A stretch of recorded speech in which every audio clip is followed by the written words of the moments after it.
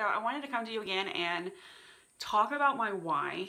I did a really long why video. I guess it was like the day after I put in my paperwork. So it was a really long time ago. And here I am 3 weeks in as a consultant. And I mean, this is a long time after because I waited about 7 weeks in the queue. So we're about 11 weeks from that time. 10 weeks from that time. Anyway, no, 11. That's about right. So, but anyway, I just wanted to tell you, I mean, it hasn't changed, obviously, but, you know, that was a really long video, and I feel like I got off on tangents a few times, which that happens for me, so, but one of the reasons that I joined LuLaRoe is because I do feel like empowering women is a really important thing in this world. I consider myself very open-minded, and I feel that women should be empowered, and that owning your own business is a very empowering thing to do. But if you're going to do that, then, you know, do it in a way that you can serve others and that you can help others. So I feel like LuLaRoe really embodies that, and by giving back to others, you're kind of improving yourself too. So that is one of the reasons I was kind of attracted to LuLaRoe, because I saw that so many people who are consultants are kind of have that same mindset where, you know, you want to give back and you want to really encourage women and encourage others. So I think that's super important. So that was kind of the reason I was attracted to LuLaRoe. It's not necessarily my why, I guess, but it's one of the reasons I was attracted. As far as my why, for those of you that don't know me or my background, so oh gosh, where to start? So my husband and I have been married for 4 years now. And for 2 of those years, we were full-time caregivers to my grandmother, who she's nearly 90. She'll be 90 at the end of this year. And she has Alzheimer's as well as kind of like signs of dementia. And it got to the point where we were taking care of her. It was just really difficult. It was a strain on our relationship as a family. My relationship with her, my relationship with him, his relationship with her, like the three of us, it was not good. So we don't have children. We have little doggies. So we had like our own 3 fur babies. She had 1 fur baby. So we had 4 dogs in the house and then us 3. The first year, that was about a full year. So the first full year of us living here, I was still working at my alma mater and I was traveling. So for a whole, and just to give you an idea, I was an admissions counselor. So I traveled a lot. Like my territories were in different states. So I was gone, I mean, months. It was crazy. I loved what I did, but literally I was gone a lot. So for the fall semester, I was gone a whole lot. My husband was a full-time student. He was working.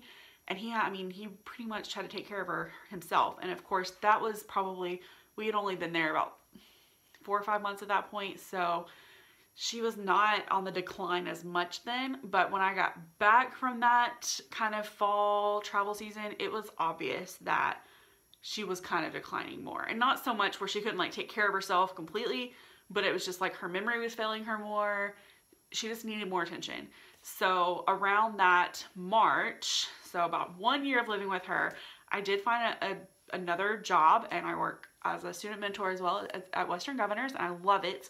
And with that career, you know, it's a different change. I work from a home office, so I had that flexibility where I could still be here if she needed something, but, you know, I still could be a professional, and I really enjoyed that. But fast forward here, you know, after a while, it got to the point where she would forget that I was working, and she would forget that things were going on in the house, and that, you know, she would get really upset that I couldn't just spend all my day with her. Like obviously I had set hours. I mean, it's not like I could just not go to work.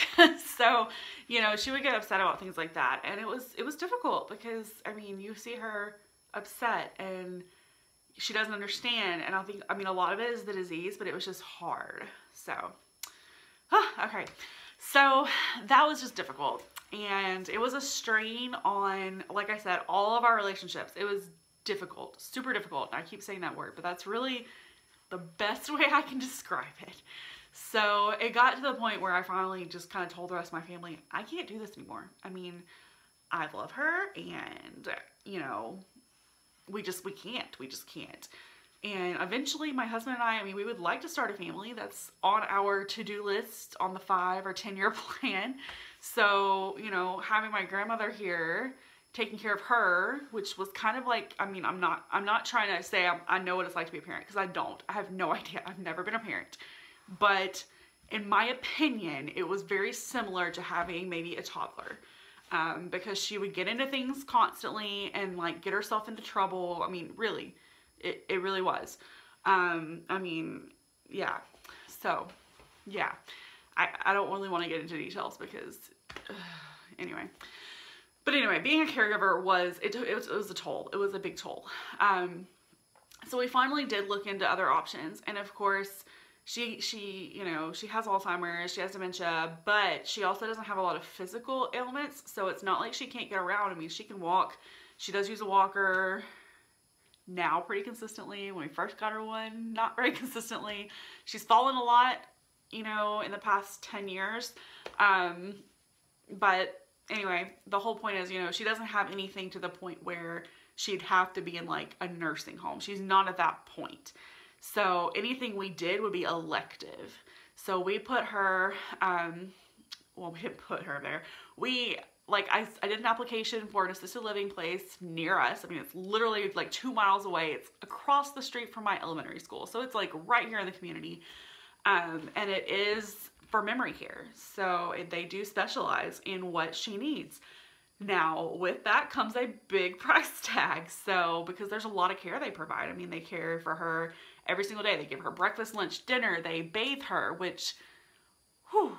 So that you have to understand, like, I was the one giving her baths and helping her, and she did not want to do that at all. And I mean, it's just the dignity sort of thing. So the fact that that was lifted off of me alone was already amazing. But anyway, so, you know, they would help her with bathing. She would get her hair done weekly. You know, she has a social aspect. There were times where she would get really upset with me because I couldn't spend time with her. And now that she's in this assisted living place, you know, she gets to see people every day. She has her little best friends and her cliques, and, you know, she's happier. I think she's a lot happier. So that's a good thing. But again, we come back to that cost. $4,000 plus a month is a lot of money. I mean, it is. She had a good bit in savings, and her idea originally was for all that savings to be for my college. Which, I mean, she did help pay for undergrad and all that stuff. We're not getting into that. But anyway, we've dwindled all of her savings to pay for her assisted living at this point. She's only been in there since the end of May, and it's all gone. So, if that gives you any idea, I mean, it's expensive. And then, of course, you have to pay for medical bills on top of that. I mean, you know, there's a lot of added expenses. She does get Social Security. That's wonderful. We had to fight to get her VA benefits from my grandfather. My grandfather was in the service. And he passed when I was about 12. So trying to get all that information that she needed. We did get her qualified for that, but there was still this huge unmet need. So it's about, I mean, anywhere from, and her care cost does vary from month to month depending on level of care that she needs. So we're at about like $2,000 to $2,400 depending on medications, or, you know, just to have that kind of flexibility there. So here I am working in higher education. Love my job, but my husband and I were already pretty much living paycheck to paycheck. And now it's kind of like, all right, let's add on another, you know, extra $2,000 a month that we've got to pay for something. Considering that I barely even, well, okay, I bring in just a little over that per month. That's about it. So I work for, you know, it's a not-for-profit. So, you know, it's not, I mean, there's no way I could just like pay out of pocket, right? So when I heard of LuLaRoe and I heard of, you know, the potential, like the earning potential, I was just like, wow, you know, that's amazing. I'm not a stranger to direct sales. I've done different things, but I always did it kind of as a hobby or just for fun. Never really took it super seriously as a business. My recent business that is a direct sales company, I do kind of still do that as well. But again, it was kind of like a hobby. I would just do it for fun, for some extra spending money. But when I took this on, it was definitely like, this is the real deal. Like, this is my second job. Like, this is what we need to do. And if you're kind of wondering, well, what does your husband do? So, good question. My husband and I both have degrees in political science. He finished his, oh my goodness, not last December? Yes, last December. So, almost a year ago. And he's been working on a second bachelor's in electrical engineering, because where we live, which is near Rocket City, engineering is big, and he really just loves electronics, that sort of thing. So, you know, that's what he's doing. He's going to school full time, which is great. And I support that 100%, because I know when he graduates, gets a job, we're definitely going to have, you know, more of a means to start a family, do those things that we want to do. He does work part-time as well at Lowe's. He loves that. He loves, you know, doing, you know, working. He enjoys that. Tonight, actually, he's playing at a gig. He's a musician. He's amazing. I mean, he plays bass guitar. So he's multifaceted, right? He's doing what he can do right now. I mean, engineering, I'm surprised he can even hold down a job, because it's intense. I mean, he has so much homework every single week. It's incredible. So, yeah, so obviously, like, I'm the earning potential right now. Like, it is on me.